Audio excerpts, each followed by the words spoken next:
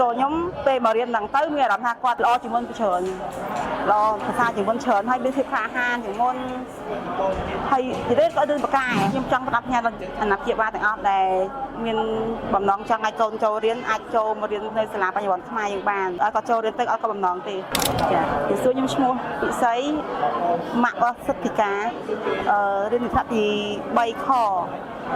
ភាសាអង់គ្លេសក៏នៅ K2 ដោយសារសាលាបញ្ញវន្តខ្មែរ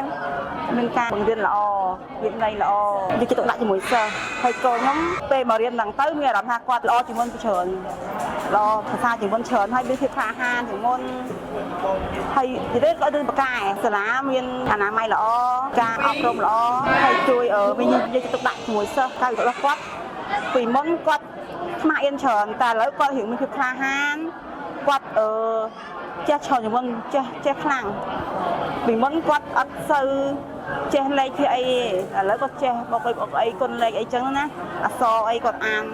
បានច្រើនច្បាស់ចាខ្ញុំពេញចិត្តនៅសាលាគាត់មានទំនួលខុសត្រូវហើយគាត់ពេលដែលពុកម្ដាយមានចំណុចខ្លះចង់ឲ្យសាលាបន្ថែមអីចឹងគាត់ធ្វើតាមយើងអញ្ចឹងណាហើយគាត់មើលទៅគាត់គ្រប់គ្រងកូនយើងមើលកូនយើងបានល្អចឹងអរគុណដល់សាលាដែលបានជួយផាត់ពីកូនខ្ញុំឲ្យចេះជាចុងក្រោយខ្ញុំចង់ផ្ដាប់ផ្ញើដល់អាណាព្យាបាលទាំងអស់ដែលមាន